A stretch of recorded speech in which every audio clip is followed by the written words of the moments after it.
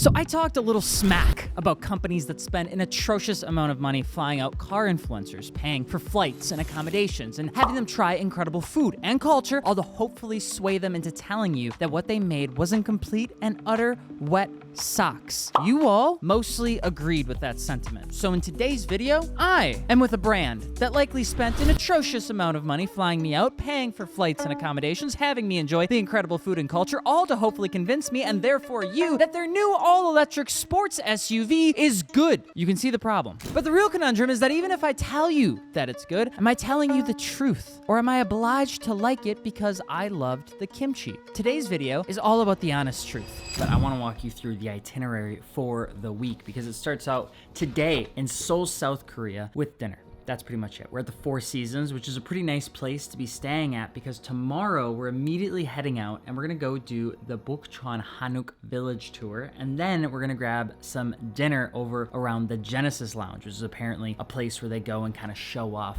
what they're up to. Then on Wednesday, we're gonna head over to the Ulsan tour, which is one of the largest automobile factories in the world. I think it actually is, but don't quote me on that because I'm running on 0 hours of sleep because I feel guilty sleeping in Delta One suite, so I just worked the whole 15 hours. And then Thursday, the big reason that we're here, you and I are gonna be driving the GV60 Magma, which I'm very, very excited for. Now, contrary to popular belief, there's gonna be people that are a little bit skeptical of this one, especially considering our last video where I may have reamed into a certain group of people, but follow along and let's go explore some Korean culture. And we're here. Shouldn't have worn white. It's a bad choice. Just get it all over. Yeah. So as we say in Korean, konbae. All right. Konbae.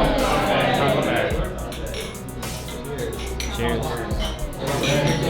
Cheers. It's all really cute. Everything here is just cute. It's like cuter than Japan because there's not insanely drunk people everywhere shoulder to shoulder. We're all done with the first night and we're still awake. Tomorrow is where the whole thing gets started. You can't buy my love, I swear. Good morning. Today is where all the car stuff actually happens, but before we get started, let's have some breakfast. Dude, this looks so good. I'm supposed to be having just breakfast before we go, but honestly, I want to try everything because it all looks super good. It's probably a little dark, I'm sorry. I've got kimchi, I've got some rice, I've got kung pao chicken, and I've got a potato dough soup, which I'm mostly very, very excited for. And when I say very, I am fucking stoked. Cars are my life. Good food is my passion. I'm gonna devour this like an animal. I'll be right back. I'm gonna be honest with you, and you can judge me if you want. I didn't know that watermelon was also yellow.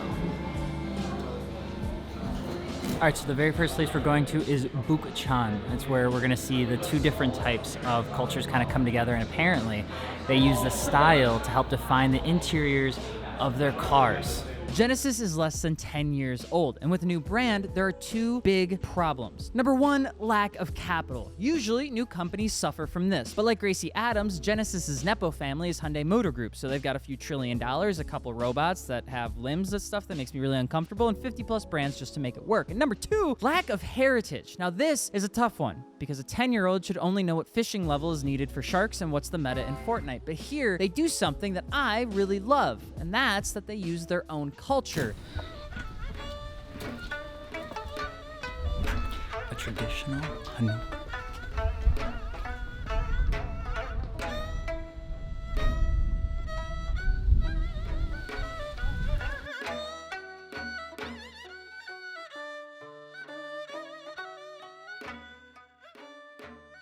This is Chaeyong. It means borrowed view, and it's the biggest difference between Japanese design and Korean, which is an ignorant comparison, but hear me out, okay? So as an adopted hippie, thanks to my wife, I enjoy nature staying nature. Animals, no matter how small, being saved, even if they're being little assholes, and trees staying in the places they were born in. And in Korea, they allow a thing to exist as it is. Whereas in Japan, everything is a bit more manicured to perfection based on what people have decided is perfect. Now, to expose my American ignorance, ignorance is telling you that I thought there would be a lot more similarities between the two, especially Japan and Korea, but I was totally off.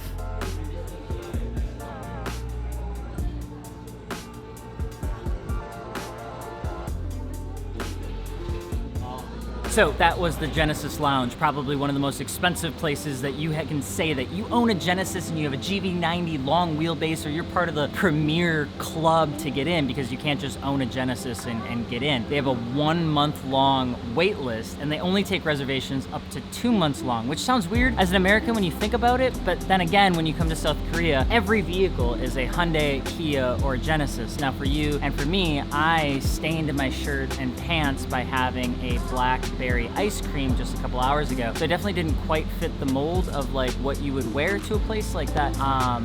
We've got that going for us, which is really embarrassing. I'm gonna be honest, I wear bibs when I have lunch and dinners, hoping that I would avoid this mess, and I still ended up spilling on myself. So we're gonna go to the Ulsan factory next, where I don't have to worry about that. What we do get to see is a vehicle roll off the line every 10 seconds. And I'm really stoked to see this because it's the largest automobile factory in the world. The attention to detail on Korean culture is everywhere. The artists they use, the food they offer, the drinks that are way too easy to see double with. Like, everyone is trying to show you how great Korean culture is. And sure, they don't have century-old German heritage, but they've got kimchi that'll kick your ass. And this is the part where I've noticed that they start to soften you up. They use my weakness, which is food.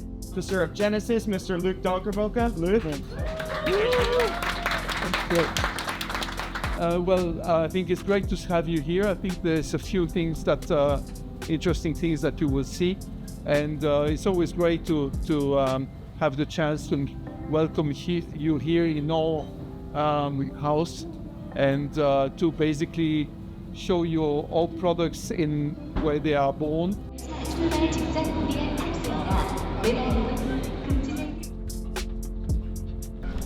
So we're in Ulsan. Let's get to the factory.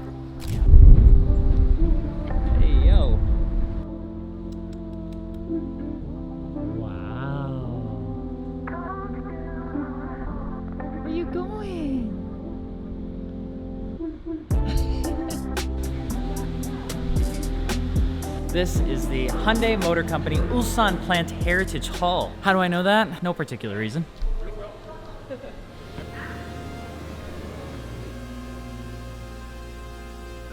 And today, we'll visit Factory 5, which produced Genesis sedan lineups, assembly shop with me. So I'll explain more at the bus.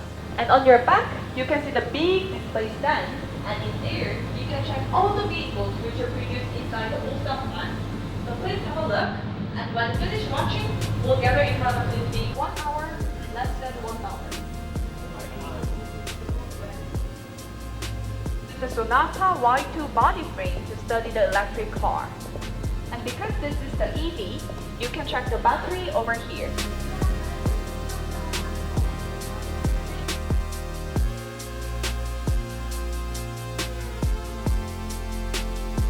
This has to be probably the coolest car Hyundai has ever made. Yeah. This is high capacity hydrogen electric hybrid vehicle. So the N series is the high capacity line in Hyundai Motor Company. So we have like Avante N and also Ioniq 5N, etc. There's only one thing I can do in 9.6 seconds, and that's find a cat in any country, watch your potty mouth. Besides that, options are pretty bland. But Hyundai, they can build a whole ass car in that time frame. They put together an entire presentation to tell me and you how much better they are at building one than we are. But what I wanted to show you guys was how they do that. Like, what goes into a factory that has its own hospital, port, and fire truck. I can't show you because they wouldn't let us film it. Okay, bye-bye. So instead, I'll draw it for you. No AI. So first, the factory looks like this. It's huge, right? And then they have like these buses to get around that we were in, and then the cars are going over you in the factory, like, wah, you know. And then we went into, I think it was the 5th building that produces some of the Genesis lineup. That was like huge, and we like walked down one of the lanes. The lanes was like really wide, and we saw cars getting like automatically put together, and the chassis were on like wood blocks that lifted up and dropped depending on what they were doing. It was really cool. And then they looked looked at the car for like a final inspection like people did, and then they drove the car literally from the assembly line directly onto the massive ship that was huge, and it looked like this. It was like, wow, and then all the cars go in a specific order, and then one of these boats leaves once every other day. Just drop in and just smack the lip. Whoop-ah. Drop down, snap. Ah. So is this it? Was this the sign that this release was the same as what I previously talked smack about? Am I a hypocrite? Ha! I'm kidding. No, because we actually get to drive the car, and although people watched our every move, I put them to work because a GoPro fell off on the highway, and I wasn't allowed to get out of the car at 100 kilometers an hour, so they had to go get it.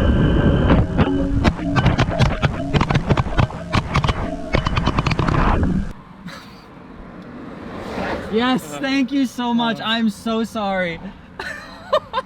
Look. That's what broke. What a joke. Dude, for real.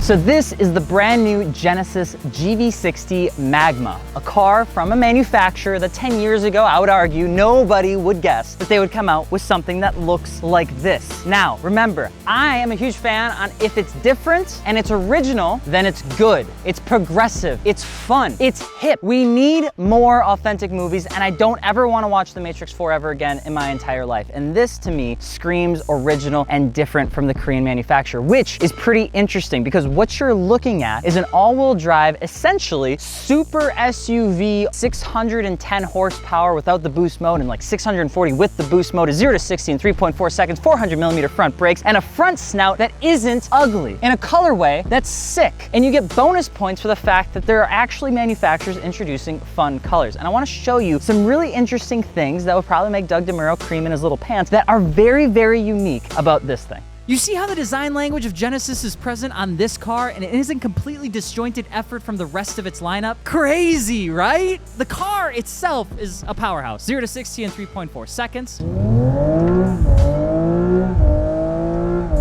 But what I enjoyed was how the 21-inch forged wheels and 400mm brake rotors with the upgraded control arms desperately try to hide the curb weight, which does do a decent job at it considering it is a heavy electric EV. And since the GV60 Magma has a near 20% increase in cornering force and is 20mm lower, it explains why it feels less Black Pearl and more Polaris Outlaw pinned while turning when you were 15 years old. But the real unveil that you'll probably call me a hypocrite for, the virtual gear shift. I really liked it. The virtual gear shifting is something that is very different that I'm not used to. Now, apparently, the KTM brands coined this bad boy decision. There's some sound for you. Now, is it gimmicky or is it cool? In my humble opinion, it is probably the #1 thing to save people's perceptions of sport EVs that are over the age of 35 years old. Because when you drive an EV and it's got one gear and it's all quiet and silent, you kind of feel like it's just another night of missionary. When you do something that's got some gear shifts and it's got some involvement from the driver, it's kind of like, you know, having a little more fun. There's just a little bit more engagement. There's more to do. Even if you don't know what you're doing, the fact that you can shift, and it can be a missed shift or it can be an early shift, these sort of things are what engage you when you're driving. So the most things that you want from an EV is something that gives you the best of both worlds. If you can give something that has range, that has comfort, but then when you want it, it's fun to drive, it's quick, it feels good in the corners, then you have something that can do it all, which is what the GV60 Magma is trying to be. First off, check out what happens when I press the start-stop. How about that? We have a bunch of different modes here, and the steering is really tight for turning radius that I'm not super used to be honest, but let's go and see if we can have some fun going up and down this road. Now, there's different sport modes, a range mode, we have a comfort mode, we have a sport mode, sprint mode. Magma button takes us into the one that you and I are probably gonna love the most. And then you have one other button here, which is pretty interesting, called Boost. Now, for people that spend probably more money on car parts than the cars themselves, this Boost button is a little bit of an interesting concept, where because this is an EV, you're not really playing with pistons going up and down at 1 billion miles an hour and trying to deal with compression ratios and things like that. You were dealing with battery heat. So the way that they get by it is that they essentially have an overcharge function, which gives you more power to the wheels for a certain period of time. And in the GV60 Magma, you get that for 15 seconds. Now, we are not actually going to do it on this road because I think we'll fly off the hill. But it is a pretty interesting concept. Now, for me, what I care about more is how does the car feel in the turns? We don't really care about 0 to 60 anymore. Unfortunately, that's a little bit more of a 2022 concept. What we care with EVs is body roll. How does the whole thing feel when you're turning really tight on it? And it feels very, very good. The steering comes back to top dead center really nicely. Honestly, the experience as you press on the pedal is quite nice. Now, So am I a hypocrite? It's an EV. It has an SUV look. It's new, and I'm sure the fancy airplane seat I was in wasn't cheap. And I like the GV60 at the right price, which they won't tell me what it is until July. And it's the closest looking production car that looked like its concept that I have ever seen before. But the difference between other folks dropping an EV SUV and this Genesis EV SUV comes down to one word. Affordable? No. What about down to earth and relatable? Close, no, but looks. It actually looks good.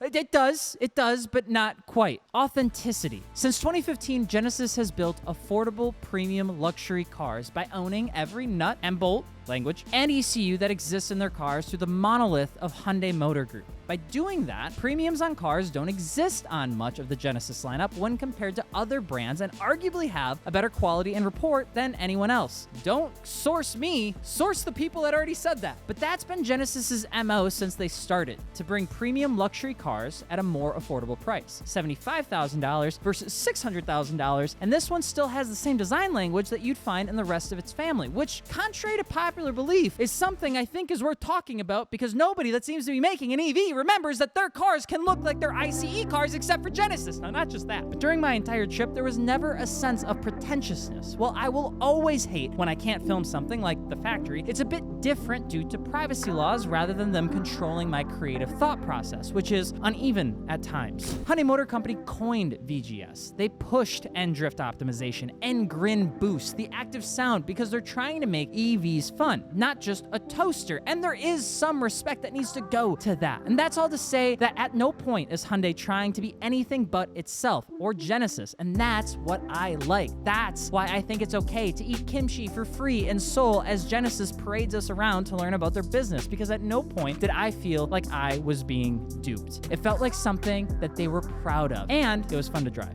The crystal ball was a bit weird though. So do you believe me or not? Tell me your thoughts, and of course, thank you so much for watching, and we'll see you tomorrow.